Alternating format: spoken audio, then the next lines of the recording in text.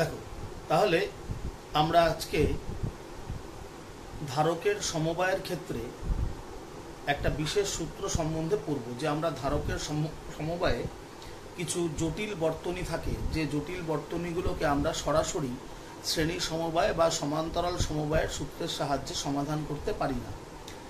এই জটিল বর্তনীগুলিতে কোন ধারকে কতটা আধান প্রবাহিত হচ্ছে বা সমগ্র বর্তনীর তুল্য ধারকত্ব কত হবে, এইগুলো নির্ণয় করার জন্যে আমরা একটি সূত্রের সাহায্য নেব। সূত্রটি আবিষ্কার করেছিল বিজ্ঞানী কিরচফস, তাই তার নামানুসারে এটাকে বলা হয় কিরচফের সূত্র বা কিরচফস ল। তাহলে আমরা কিরচফস ল মূলত ব্যবহার করব ধারকের সমবায়ের ক্ষেত্রে, যে একটা কম্বিনেশন অফ ক্যাপাসিটার, সেই কম্বিনেশন অফ ক্যাপাসিটারের ইকুইভ্যালেন্ট ক্যাপাসিটেন্স বা কম্বিনেশন অফ ক্যাপাসিটারের charge passing through different capacitance কত হবে, বা potential difference across each capacitor কত হবে, এগুলোকে নির্ণয় করার জন্য in a complicated circuit we use Kirchhoff's law. কিরচফের দুটো সূত্র হয়, একটা কিরচফস ফার্স্ট ল, একটা কিরচফস সেকেন্ড ল। আমরা এই কিরচফের দুটো সূত্র নিয়ে একটু আলোচনা করব, যে কিভাবে আমরা কিরচফের সূত্রের সাহায্যে ধারকের সমবায়ে বিভিন্ন রকম প্রশ্নের সমাধান করতে পারি। দেখো, তাহলে আমরা শুরু করব কিরচফস ল দিয়ে। তো আমরা প্রথম যে টপিকটা পড়ছি, দেখো, Kirchhoff's law for solving complex circuit of capacitors. এবার কিরচফের দুটো সূত্র আমি তোমাদের বললাম, একটা হচ্ছে কিরচফস ফার্স্ট ল, আর একটা হচ্ছে কিরচফস সেকেন্ড ল। আমরা প্রথমে ফার্স্ট লটা একটু বুঝি। ফার্স্ট লয়ে বলা হয়, দেখো, statement of the law, algebraic sum of all charges meeting at a point in a network should be zero. Algebraic sum অর্থাৎ বীজগাণিতিক সমষ্টি, অফ অল চার্জেস মানে সমস্ত আধানের, মিটিং অ্যাট এ পয়েন্ট যারা একটি বিন্দুতে মিট করবে, ইন এ নেটওয়ার্ক মানে একটা বর্তনীতে, সেটা হবে শূন্য। অর্থাৎ একটা বর্তনীর কোনো একটি বিন্দুতে যত আধান এসে মিলিত হবে সেই সমস্ত আধানগুলির বীজগাণিতিক সমষ্টি শূন্য হবে। Algebraic sum of all charges meeting at a point in a network should be zero. অর্থাৎ কোনো একটি নেটওয়ার্কের একটা নির্দিষ্ট বিন্দুতে যতগুলি আধান এসে মিলিত হবে তাদের বীজগাণিতিক সমষ্টি হবে শূন্য। এখন প্রশ্ন হচ্ছে, এই বীজগাণিতিক কথাটা কেন ব্যবহার করলাম, অ্যালজাব্রিক সাম? এক্ষেত্রে মনে রাখতে হবে আধান হচ্ছে একটি স্কেলার রাশি, সেক্ষেত্রে আধানের পজিটিভ এবং নেগেটিভ সাইন ব্যবহার করতে হবে। তাহলে এখানে একটা চিহ্নের নিয়ম আমাদের মনে রাখতে হবে, কোথায় চিহ্নটা প্লাস হবে, কোথায় আধানের চিহ্নটা মাইনাস হবে। আমরা এখানে বলছি সমস্ত আধানগুলি যারা একটি বিন্দুতে মিলিত হবে। তাহলে যে বিন্দুতে আধানগুলি এসে মিলিত হলো, তাহলে যে সমস্ত আধানগুলি ওই নির্দিষ্ট বিন্দুর দিকে প্রবাহিত হবে তাদের জন্য ধনাত্মক চিহ্ন ব্যবহার করতে হবে, অর্থাৎ পজিটিভ সাইন। আর যারা ওই নির্দিষ্ট বিন্দু থেকে দূরে সরে যাবে তাদের জন্য ঋণাত্মক চিহ্ন, অর্থাৎ charges move towards the point is positive and charges move away from the point is negative. যেমন ধরো, এখানে একটা নেটওয়ার্কের একটা পয়েন্ট আছে, এই পয়েন্টে দেখো তিনটে আধান এসে মিলিত হয়েছে। Q1 একটা আধান আছে, একটা আধান বেরিয়েছে Q2, একটা আধান বেরিয়েছে Q3। তাহলে এই যে তিনটে আধান এখানে এই নির্দিষ্ট বিন্দুতে এসে মিলিত হলো, তাহলে এক্ষেত্রে দেখো Q1 আধানটা এই নির্দিষ্ট বিন্দুর দিকে যাচ্ছে, তাহলে Q1 এর জন্য চিহ্নটা হবে পজিটিভ। Q2 আধান নির্দিষ্ট বিন্দু থেকে দূরে সরে যাচ্ছে, তাহলে Q2 এর জন্য চিহ্নটা হবে নেগেটিভ। Q3 আধান সেটাও নির্দিষ্ট বিন্দু থেকে দূরে সরে যাচ্ছে, তাহলে Q3 এর জন্য চিহ্ন হবে নেগেটিভ। তাহলে এবার এই তিনটে আধানের অ্যালজাব্রিক সাম মানে বীজগাণিতিক সমষ্টি কি হবে, শূন্য। অর্থাৎ Q1 plus minus Q2, minus কেন দিলাম, কারণ Q2 আধানটাই নির্দিষ্ট বিন্দু থেকে দূরে সরে যাচ্ছে, প্লাস দিয়ে আবার মাইনাস Q3 কে মাইনাসে কেন নিলে, কারণ Q3 আধান ওই নির্দিষ্ট বিন্দু সেখান থেকে দূরে সরে যাচ্ছে, তার জন্য Q2 আর Q3 মাইনাসে হবে আর Q1টা প্লাসে হবে। তাহলে তিনটে আধানের বীজগাণিতিক সমষ্টি কি হলো, শূন্য। তাহলে এখান থেকে আমরা অ্যালজাব্রিক নিয়মে কি পাচ্ছি, Q1 equal to Q2 plus Q3। তাহলে এরকম কোনো একটি আধানের কোনো নির্দিষ্ট বিন্দুতে যতগুলো আধান এসে মিলিত হবে, কোনো একটা বর্তনীর কোনো একটি নির্দিষ্ট বিন্দুতে, একটা নেটওয়ার্কের কোনো নির্দিষ্ট পয়েন্টে যতগুলো আধান এসে মিলিত হচ্ছে তাদের অ্যালজাব্রিক সাম কি হচ্ছে, জিরো। শুধু চিহ্নের নিয়মটা মনে রাখতে হবে, যে আধানগুলো নির্দিষ্ট বিন্দুর দিকে গতিশীল হবে বা প্রবাহিত হবে তাদের জন্য প্লাস, যারা নির্দিষ্ট বিন্দু থেকে দূরে সরে যাবে, those charge who move away from the fixed point সেগুলোর জন্য মাইনাস। তাহলে Q1 plus Q2 minus Q3 minus, তাদের অ্যালজাব্রিক সাম 0। এই যে কিরচফের প্রথম সূত্র, এই প্রথম সূত্র থেকে অ্যাকচুয়ালি কিভাবে আমরা দেখতে পাচ্ছি, দেখো প্রথম সূত্রে যেটা আমরা দেখছি যে আধানগুলো এই নির্দিষ্ট বিন্দুতে মিলিত হলো তাদের অ্যালজাব্রিক সাম 0। সেই কারণে এই সূত্রটাকে আমরা বলি conservation of charge, law of conservation of charge. তাহলে কার্সফের প্রথম সূত্র is basically the law of conservation of charge, মানে আধানের সংরক্ষণ সূত্র থেকে এটা এসছে যে যতটা আধান ঢুকছে ঠিক ততটা আধানই আবার বেরোচ্ছে। দেখো Q1 আধান প্রবেশ করছে আর বেরোচ্ছে কত, Q2 আর Q3। তো আমরা কি দেখছি, যে আধানটা ঢুকছে অর্থাৎ Q1 আর যে আধানগুলো দূরে সরে যাচ্ছে অর্থাৎ নির্দিষ্ট বিন্দু থেকে যারা বাইরের দিকে যাচ্ছে তাদের যোগফলের সাথে Q1টা সমান, মানে অন্তর্মুখী আধান ইজ ইকুয়াল টু বহির্মুখী আধান, ইনওয়ার্ড চার্জ ইকুয়াল টু বহির্মুখী আধান, মানে বাইরের দিকে যে আধানগুলো বেরিয়ে যাচ্ছে তাদের যোগফলের সাথে সমান। সেই জন্য আমরা বলি কার্সফের প্রথম সূত্র হলো আধানের সংরক্ষণ সূত্রের একটা বিকল্প রূপ। তার একটা প্রশ্ন আমাদের করতে পারে পরীক্ষায় যে কার্সফ ফার্স্ট ল এটা কোন সূত্রের বিকল্প রূপ, যে কার্সফের সূত্র কোন সূত্রের বিকল্প রূপ, তাহলে তার উত্তর দেবে কার্সফের সূত্র আধানের সংরক্ষণ সূত্রের বিকল্প রূপ। তাহলে law Kirchhoff first law is a alternative form of conservation law of charge. Kirchhoff's first law is an alternative form of law of conservation of charge. The total inward charge Q1 and total outward charge Q2 plus Q3 both are equal. Total inward charge equal to total outward charge. That's why we say Kirchhoff's first law is an alternative form of conservation law of charge. তাহলে এটা হচ্ছে কার্সফের প্রথম সূত্রের গাণিতিক রূপ। তাহলে এবার আমরা দেখব কার্চফের সেকেন্ড ল বা কিরচফস second law.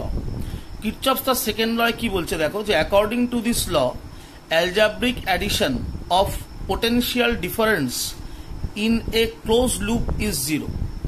Algebraic sum of potential difference in a close loop is 0, অর্থাৎ একটা লুপের মধ্যে, একটা বর্তনীর একটা লুপের মধ্যে যে বিভিন্ন বিভব পার্থক্য সৃষ্টি হবে সেই বিভিন্ন বিভব পার্থক্যগুলির বীজগাণিতিক সমষ্টি 0। একটা বর্তনীর একটা নির্দিষ্ট লুপের মধ্যে বিভিন্ন ধারক থাকতে পারে, কোনো ব্যাটারি থাকতে পারে। এই বিভিন্ন ধারকগুলি এবং ব্যাটারির দুই প্রান্তে যে বিভব পার্থক্য সৃষ্টি হবে সেই বিভব পার্থক্যগুলির বীজগাণিতিক সমষ্টি হবে 0। সেই জন্য বলা হচ্ছে according to this law algebraic addition of potential difference in a close loop is 0। এই লটা অ্যাকচুয়ালি কিরচফস কোত্থেকে বললো, এই লটা কিরচফস বললো কনজারভেশন ল অফ এনার্জি থেকে। অ্যাকচুয়ালি বিভব পার্থক্য মানে হচ্ছে শক্তির পরিমাপক। বিভব পার্থক্য আমরা কার্য দিয়ে মাপি, কার্য হচ্ছে শক্তির পরিমাপক। তাই এই যে বিভব পার্থক্যগুলির বীজগাণিতিক সমষ্টি 0, তার মানে অ্যাকচুয়ালি মোট শক্তিটা 0। সেই জন্য আমরা বলি যে কিরচফ সেকেন্ড ল এসছে কনজারভেশন ল অফ এনার্জি থেকে। তাহলে কিরচফের দ্বিতীয় সূত্র হলো শক্তির সংরক্ষণ সূত্রের বিকল্প রূপ।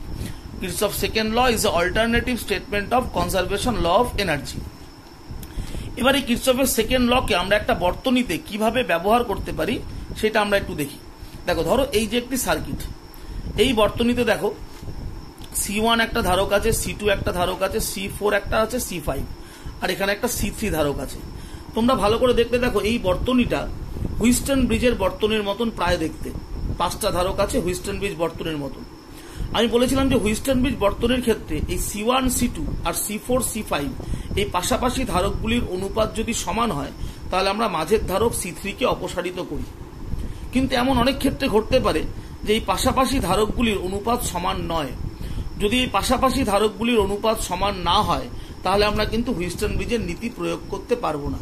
সেক্ষেত্রে যদি আমাকে তুল্য ধারকত্ব নির্ণয় করতে হয় বা কোনো বিশেষ ধারকের মধ্যে দিয়ে প্রবাহিত আধানের পরিমাণ নির্ণয় করতে হয় বা কোনো বিশেষ ধারকের অ্যাক্রসে বিভব পার্থক্য বার করতে হয় তাহলে আমাদের তখন কার্সফের সেকেন্ড ল ব্যবহার করতে হবে। তাহলে হুইস্টন ব্রিজের অঙ্কের একটা লিমিটেশন আছে যেখানে C1 C2 আর C4 C5 এই পাশাপাশি ধারকগুলির অনুপাত সমান হতে হয়। যদি এই ধারকগুলির অনুপাত সমান না হয় তাহলে আমরা এই ধরনের বর্তনীকে হুইস্টন ব্রিজের নীতির সাহায্যে সমাধান করতে পারবো না। সেক্ষেত্রে আমরা কার্সফের দ্বিতীয় সূত্র ব্যবহার করব। এটাই হচ্ছে কার্সফের দ্বিতীয় সূত্রের ইম্পর্টেন্সি বা গুরুত্ব। এবার দেখো তাহলে এই যে বর্তনীটা আছে এখানের মধ্যে আমরা কিভাবে কার্সফের সূত্রটাকে লিখবো। কার্সফ কি বলছে যে কোনো একটা লুপের, লুপ মানে কোনটা, দেখো এই অংশটা হচ্ছে একটা লুপ, আবার এই অংশটা একটা লুপ।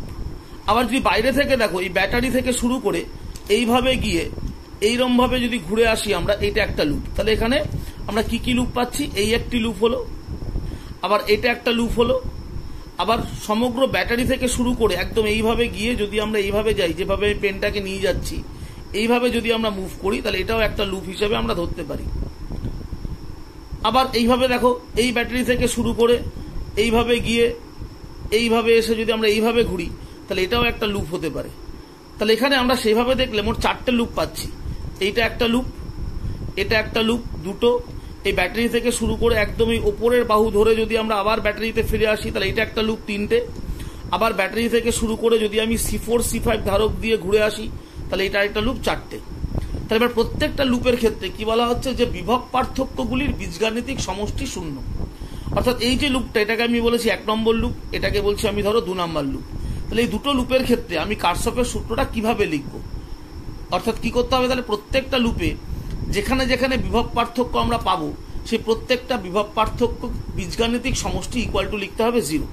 এবারে বীজগাণিতিক সমষ্টি মানে এখানে তোমার একটি চিহ্নের নিয়ম কাজ করবে। চিহ্নের ক্ষেত্রে মনে রাখবে, দেখো আমি দুটো লুপের মধ্যে অ্যান্টি ক্লকওয়াইজ ডিরেকশনে একটা অ্যারো দিয়েছি। অর্থাৎ যখন আধান এই অ্যান্টি ক্লকওয়াইজ ডিরেকশনে ফ্লো করবে, তখন সেই আধানকে ধরতে হবে পজিটিভ।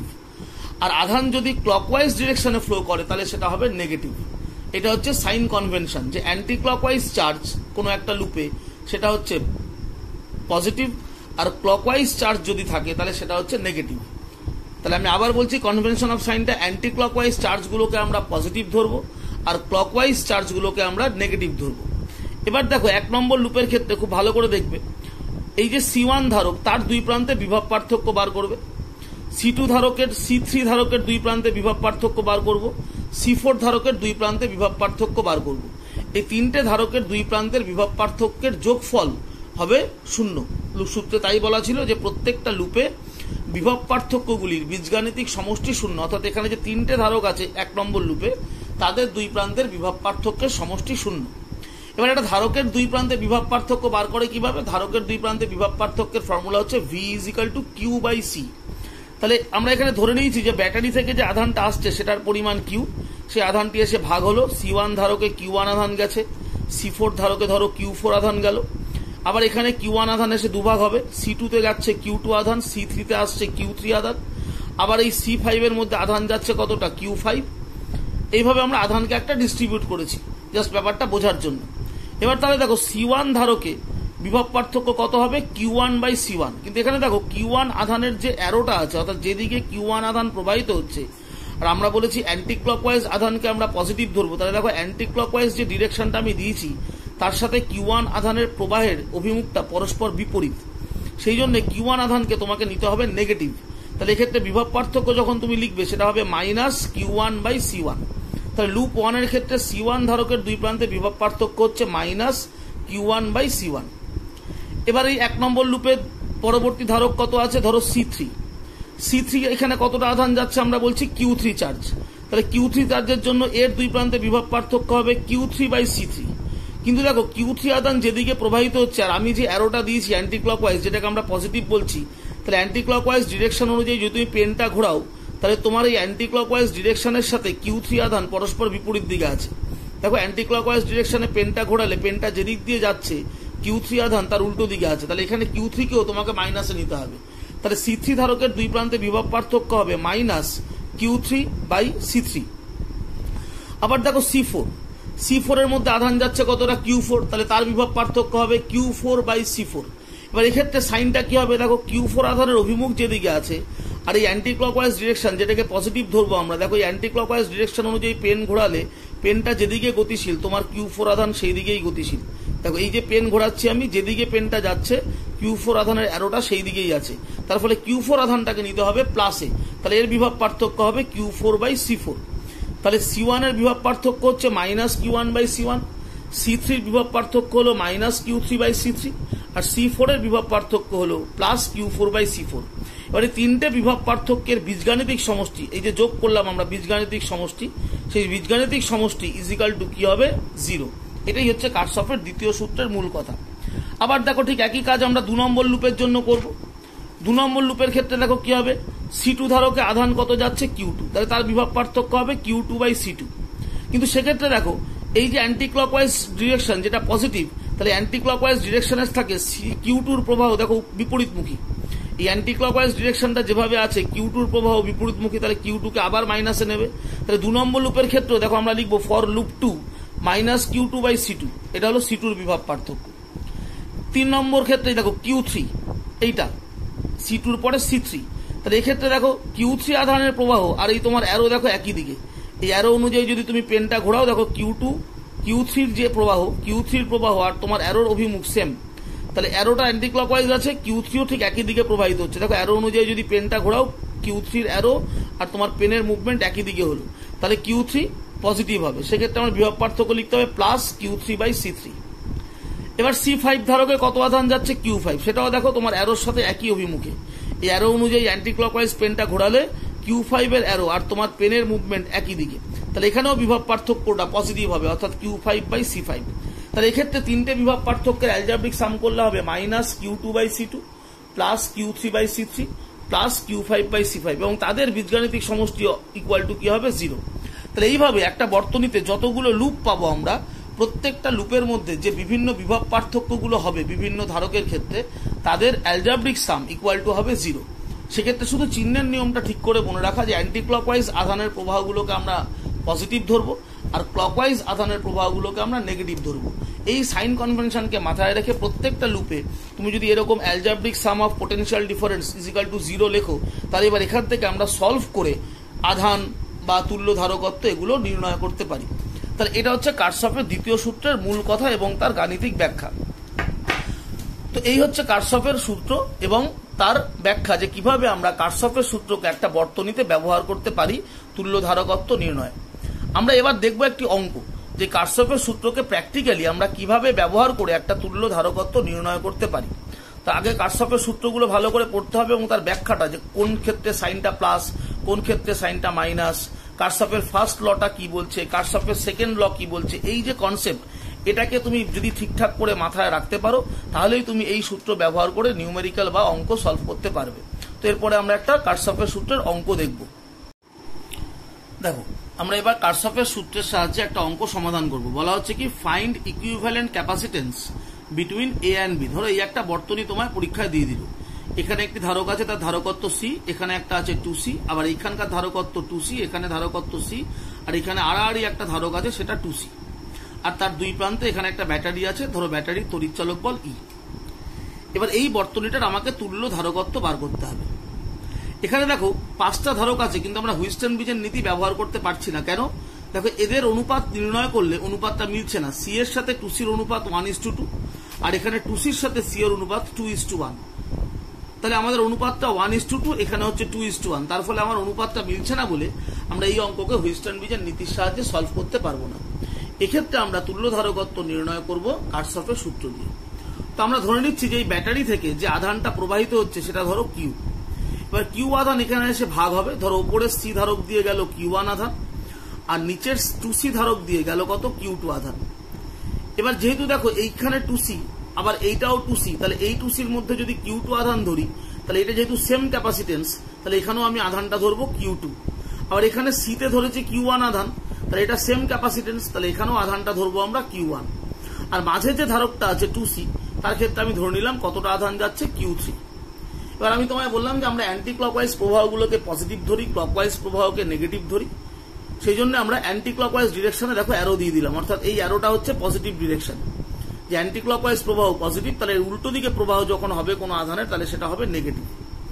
এবার প্রথমে আমরা কার্চফস ফার্স্ট ল ইউজ করব। দেখো এই পয়েন্টটাকে লক্ষ্য করো। আচ্ছা প্রথমে এই পয়েন্টটাকে দেখো, এই পয়েন্টে দেখো এখান থেকে কিউ আধান আসছে, আর এসে এখান থেকে Q1 আধান বাইরে বেরিয়ে গেছে, আবার এখান থেকে Q2 আধান বাইরে বেরিয়ে গেছে। তাই আমরা কি বলেছিলাম যে কোনো একটি বিন্দুতে যে আধানগুলো মিলিত হবে তাদের বীজগাণিতিক সমষ্টি 0, এবং যে আধানটা টুয়ার্ডস দ্য পয়েন্ট হবে সেটা পজিটিভ, আর যারা অ্যাওয়ে ফ্রম দ্য পয়েন্ট হবে তারা নেগেটিভ। তার মানে কিউ আধান হবে প্লাসে, Q1 হবে মাইনাসে, Q2 হবে মাইনাসে। অর্থাৎ সেক্ষেত্রে তাহলে আমরা কার্চফস ফার্স্ট ল এর যে ইকুয়েশনটা লিখতে পারবো সেটা হচ্ছে Q minus Q1 minus Q2 equal to 0। Q minus Q1 minus Q2 equal to 0। যদি আমরা সাইড চেঞ্জ করি তাহলে লাইনটা আসবে Q is equal to Q1 plus Q2। এটা কার্শফের ফার্স্ট লর একটা ইকুয়েশন আমরা তৈরি করলাম। আবার দেখো ঠিক সি বিন্দুকে লক্ষ্য করো এখানকার, এখানে দেখো এদিক থেকে আসছে Q1 আধান সি এর দিকে, তাহলে Q1টা পজিটিভ। সি থেকে বেরিয়ে যাচ্ছে Q2 আধান, তাহলে Q2 নেগেটিভ। আবার সি থেকে বেরিয়ে আসছে Q3 আধান, তাহলে Q3 ও নেগেটিভ। সেক্ষেত্রে সি বিন্দুতে যদি আমরা তিনটে আধানের অ্যালজেব্রিক সাম করি তাহলে কি পাচ্ছি, Q1 minus Q2 minus Q3 equal to 0। Side change করলে হবে Q1 equal to Q2 plus Q3। তাহলে দুটো ইকুয়েশন আমরা পেলাম কোত্থেকে, কার্চফস কারেন্ট ল থেকে। এইবার আমরা এখানে চলে আসবো কার্চফস এবার second law. Kirchhoff's second law আমরা প্রথমে 1 নম্বর লুপের ক্ষেত্রে ব্যবহার করব। 1 নম্বর লুপের ক্ষেত্রে আমরা দেখো কি বলেছি, যে প্রত্যেকটা ধারকের দুই প্রান্তে বিভব পার্থক্যের বীজগাণিতিক সমষ্টি শূন্য।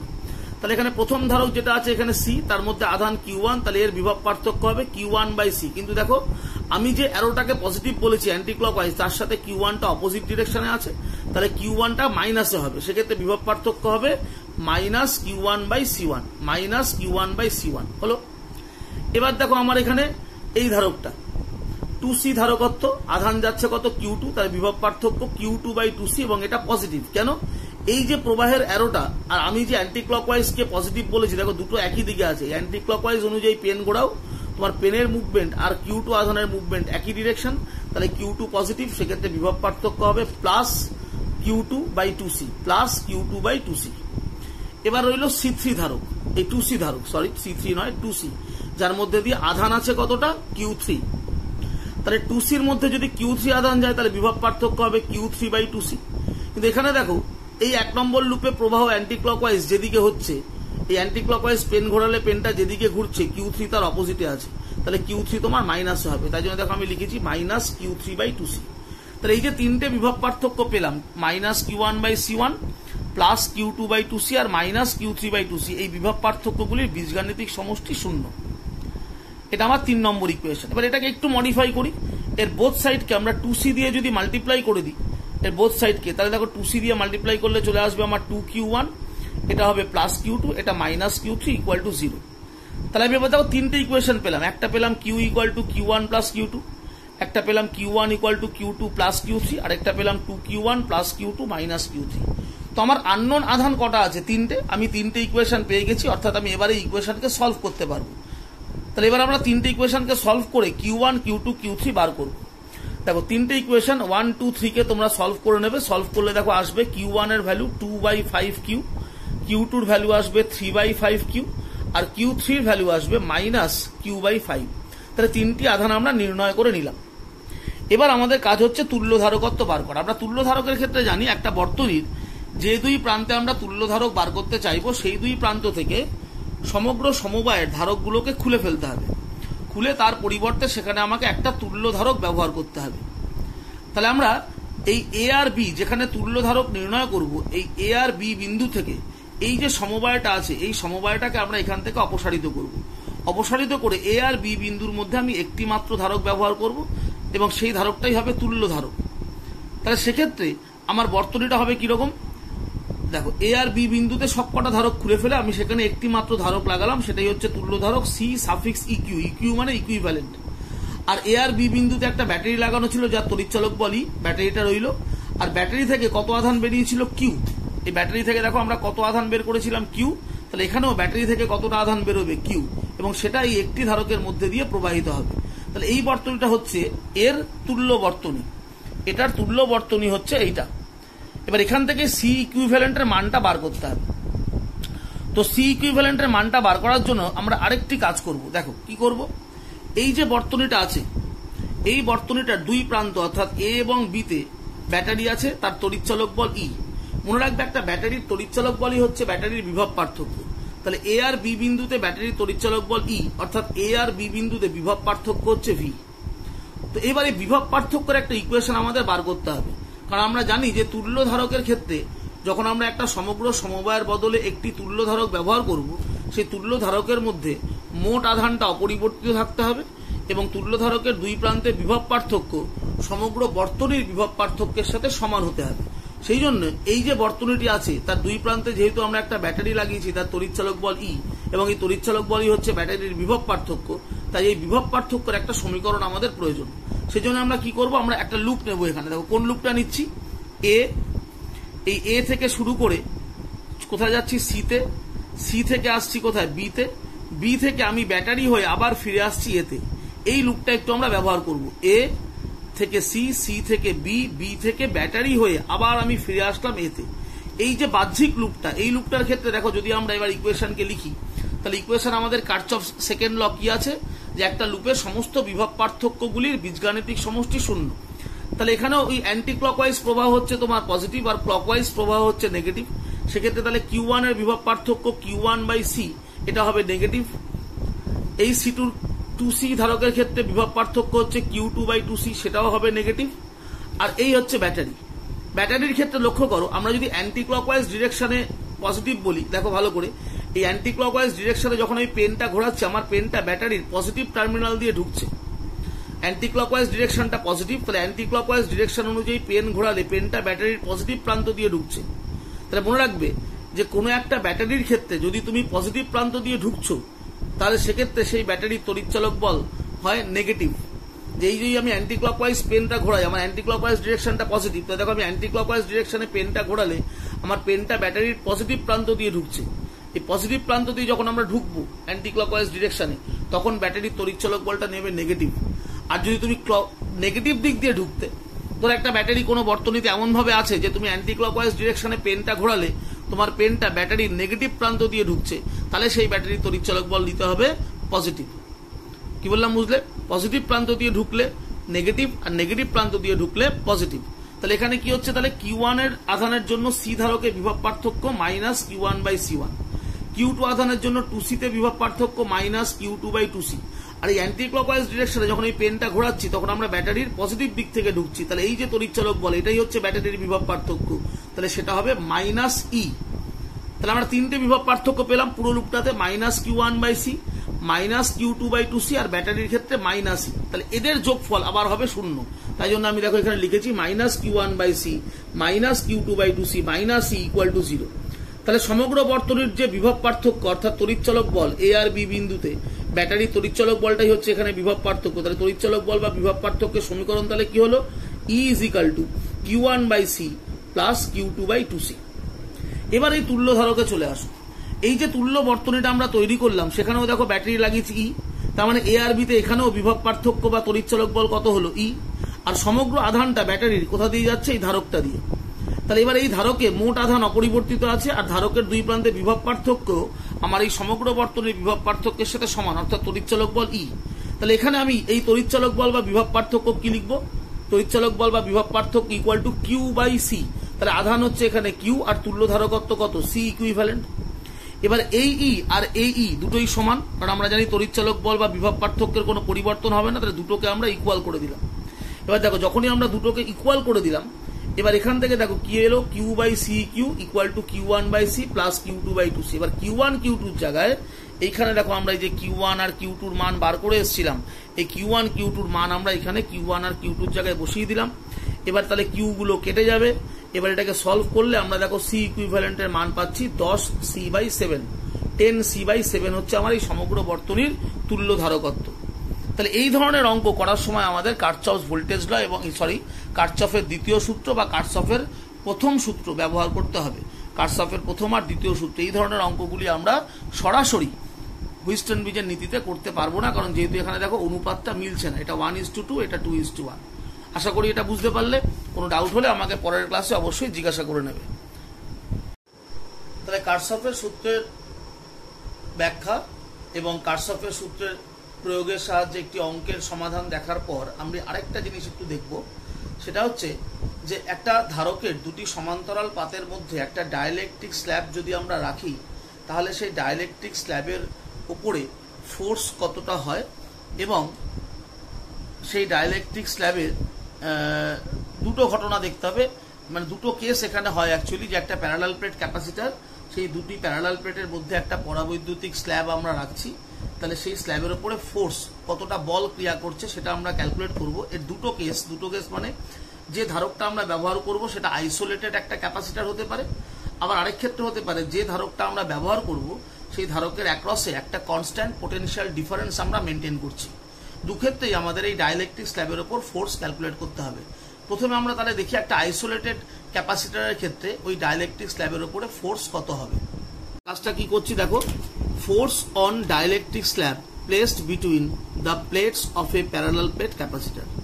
Case 1 isolated capacitor. Isolated capacitor মানে এর অ্যাক্রসে কোনো ব্যাটারি লাগানো নেই। তো তোমাদের আমি আগেও বলেছিলাম যে কোনো একটা ক্যাপাসিটরের দুই প্রান্তে যদি ব্যাটারি লাগানো না থাকে, অর্থাৎ ব্যাটারি যদি খোলা থাকে, তাহলে সেক্ষেত্রে সেই ধারকের আধান হয় কনস্ট্যান্ট। আইসোলেটেড ক্যাপাসিটর মানে চার্জ হচ্ছে কনস্ট্যান্ট। যাই হোক, ধরো এটা হচ্ছে একটা ক্যাপাসিটর। এই ক্যাপাসিটরের একটা প্লেটের দৈর্ঘ্য হচ্ছে এল, এই প্লেটটারও দৈর্ঘ্য এল, দুটো প্লেটের মধ্যে ব্যবধান ডি। এবার এর ভেতরে একটা ডাইলেকট্রিক স্ল্যাব আছে, দেখো, যেটা আংশিক রয়েছে। এই ডাইলেকট্রিক স্ল্যাবের এক্স দৈর্ঘ্য ক্যাপাসিটরের প্লেটের ভেতরে আছে আর বাকিটা বাইরে আছে। অর্থাৎ তার মানে এই ধারকটার মধ্যে দুটো মিডিয়াম আছে, একটা হচ্ছে এখানে বায়ু মাধ্যম আর এই জায়গায় একটা এক্স দূরত্ব অবধি ডাইলেকট্রিক স্ল্যাব আছে। তাহলে প্রথমে হচ্ছে আগে এর ক্যাপাসিটেন্সটা আমরা বার করব। তাহলে আমার এই বায়ু মাধ্যম যে জায়গাটার মধ্যে আছে তার দৈর্ঘ্য কতটা হচ্ছে এল মাইনাস এক্স, আর ডাইলেকট্রিক স্ল্যাব যেটুকু জায়গায় আছে তার দৈর্ঘ্য হচ্ছে এক্স। আরেকটা বিষয় এখানে ধরে নাও যে এই যে প্লেটগুলো, এই প্লেটগুলোর দৈর্ঘ্যটা হচ্ছে এল, তাহলে প্রত্যেকটা প্লেটের তো একটা প্রস্থ আছে। ধরো এই প্রতিটা প্লেটের প্রস্থ বা ব্রেথ হচ্ছে বি, যে লেন্থ অফ ইচ প্লেট আমি এল ধরছি আর লেন্থ আর ব্রেথ অফ ইচ প্লেট হচ্ছে বি। তার মানে প্রত্যেকটা প্লেটের পুরো টোটাল এরিয়াটা হবে এল বি। এবার তাহলে এখানে অ্যাকচুয়ালি দুটো ক্যাপাসিটার আছে। একটা ক্যাপাসিটার হচ্ছে বায়ু ক্যাপাসিটার, যেটা এইটুকু, যার দৈর্ঘ্য হচ্ছে এল মাইনাস এক্স আর উইডথ হচ্ছে কত, এই ব্যবধানটা দুটো প্লেটের মধ্যে ডি। আরেকটা পোর্শন হচ্ছে একটা ডাইলেকট্রিক মিডিয়াম আছে যার লেন্থ হচ্ছে এক্স আর এই চওড়াটা অবশ্যই ডি।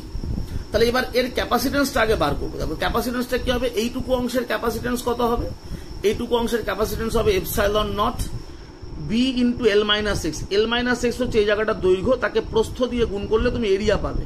অ্যাকচুয়ালি আমাদের ফর্মুলা হচ্ছে epsilon naught A by D, A মানে এরিয়া। তাই এইটুকু অংশের এরিয়া হবে প্লেটের এইটুকু জায়গার দৈর্ঘ্য এল মাইনাস এক্স আর এর প্রস্থটা হচ্ছে বি, তাহলে এরিয়াটা হবে L minus X into B. তাহলে এপসাইলন নট ইন্টু এরিয়া, এটা হচ্ছে area B into L minus X by D. এটা হচ্ছে এই বায়ুপূর্ণ জায়গাটার ধারকত্ব। এবার ডাইলেকট্রিক স্ল্যাব যেটুকু অংশে আছে তার ধারকত্ব কত হবে, সেটা কে এপসাইলন নট। এবার এরিয়াটা হবে বি এক্স, কারণ এই জায়গাটার দৈর্ঘ্য হচ্ছে এক্স আর প্রস্থ যেটা আছে প্লেটের সেটা বি, তাহলে এরিয়া হবে B X by D. D হচ্ছে দুটো প্লেটের মধ্যে ব্যবধান। এবার এই অংশের ধারকত্ব আর এই অংশের ধারকত্ব যদি আমরা যোগ করে দিই তাহলে আমরা টোটাল ক্যাপাসিটেন্স পাবো। তাহলে total capacitance of this capacitor হয়ে গেল epsilon naught B L minus X by D plus K epsilon naught B X by D. এখান থেকে তুমি এপসাইলন নট বি বাই ডিটা কমন নিয়ে লাইনটা চলে আসছে, দেখো capacitance epsilon naught B by D bracket L plus X bracket K minus 1। এবার এখানে দেখো একটা জিনিস, এই যে ক্যাপাসিটেন্সটা তুমি পেলে এটা দেখো এক্স এর সাথে ভেরিয়েবল। এক্স মানে length of the dielectric slab, যে কতটুকু দৈর্ঘ্য ডাইলেকট্রিক স্ল্যাবের তুমি এই প্লেটের মধ্যে প্রবেশ করিয়েছো, সেই এক্স এর সাথে তোমার ধারকত্বটা ভেরিয়েবল। সেই কারণে আমরা এখানে ডিসি ডিএক্স বার করবো, অর্থাৎ rate of change of capacitance with respect to X. তাহলে DC DX rate of change of capacitance with respect to X differentiate করলে এটা দেখো চলে আসবে epsilon naught B by D bracket K minus 1, epsilon naught B by D bracket K minus 1। এইবার আমাকে বার করতে হবে ফোর্স। তো আমরা জানি যে ইলেকট্রিক ফিল্ড হচ্ছে একটা কনজারভেটিভ ফিল্ড, এবং যে কোনো কনজারভেটিভ ফিল্ডের ক্ষেত্রে ফোর্সের ফর্মুলা এটা তোমরা পড়েছিলে ক্লাস 11-এ, force equal to minus of DU DX. ইউটা কি, পোটেনশিয়াল এনার্জি। পোটেনশিয়াল এনার্জিকে এক্স মানে ডিস্টেন্সের রেসপেক্টে ডিফারেন্সিয়েট করলে ফোর্স হয়। কনজারভেটিভ ফিল্ডের ক্ষেত্রে এটা আমাদের formula, F equal to minus of DU DX. এবার ইউটা হচ্ছে পোটেনশিয়াল এনার্জি, তাহলে ইউর ফর্মুলা লিখবে এখানে half Q square by C. কেন, কারণ এই ক্যাপাসিটারটা হচ্ছে আইসোলেট ক্যাপাসিটার, আইসোলেট ক্যাপাসিটারের চার্জ কনস্ট্যান্ট হয়, সেই জন্য ইউ ইজ ইকাল টু লিখবে half Q square by c. তাহলে আমরা এফ ইকাল টু পাচ্ছি দেখো minus of d d x of u, ইউর জায়গায় half Q square by c put করলে। এবার এটাকে ডিফারেন্সিয়েট করো, ডিফারেন্সিয়েট করলে হবে plus half Q square by c square DC d x. এবার এই ডিসি ডিএক্স এর জায়গায় ডিসি ডিএক্স এর এই মানটা বসিয়ে দেওয়া হলো, তাহলে পেয়ে গেলে ফোর্স হচ্ছে এইটা। এইবার এখানে দেখো একটা কিউ আছে একটা সি আছে। এবার এই সি এর জায়গায় আমাদের এই সি এর মানটা বসাতে হবে। এই যে সি এর মানটা আমরা বার করেছি, এই সি এর মানটা আমরা এই সি এর জায়গায় বসাবো।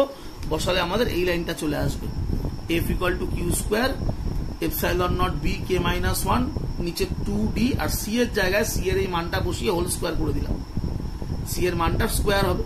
এবার এটাকে তুমি সিম্পলিফাই করো, করলে তোমার ফোর্সের রাশিমালা আসবে Q square D bracket K minus 1 2 epsilon naught B bracket L plus X K minus 1 এর হোল স্কোয়ার। তাহলে এটা হচ্ছে এই যে ডাইলেকট্রিক স্ল্যাব যেটা এক্স পরিমাণ ঢোকানো হয়েছে তার উপরে ক্রিয়াশীল বলের রাশিমালা। এবার যদি তুমি বলো যে ডাইলেকট্রিক স্ল্যাবটাকে পুরো ঢুকিয়ে দেবে, তাহলে সেক্ষেত্রে কিছুই না, তখন এই যে ফর্মুলাটা এসছে এই ফর্মুলাতে এক্স এর জায়গায় তোমাকে এল বসাতে হবে। যদি তোমাকে সমগ্র ডাইলেকট্রিক স্ল্যাবটাই ভেতরে ঢুকিয়ে দেওয়া থাকে যে পুরো এল দৈর্ঘ্য জুড়েই একটা ডাইলেকট্রিক স্ল্যাব আছে, সেক্ষেত্রে ডাইলেকট্রিক স্ল্যাবের উপরে তোমাকে ফোর্স ক্যালকুলেট করতে হবে, তখন এই ফর্মুলাটাতে এক্স এর জায়গায় তুমি এল বসাবে। তাহলে এটা হচ্ছে একটা আইসোলেট ক্যাপাসিটার, তার ভেতরে আংশিকভাবে যদি একটা পরাবৈদ্যুতিক মাধ্যমকে আমরা প্রবেশ করাই তার উপরে ক্রিয়াশীল বলের রাশিমালা। এবার কোশ্চেন হচ্ছে যদি আমার এই ক্যাপাসিটারটা আইসোলেট না হয়, আমরা এর অ্যাক্রসে যদি একটা কনস্ট্যান্ট ভোল্টেজ মেনটেন করি, তাহলে সেটা দেখি। সেটা হচ্ছে case 2, a constant potential difference, এটা পোটেনশিয়াল ডিফারেন্স হবে PD, a constant potential difference maintained across the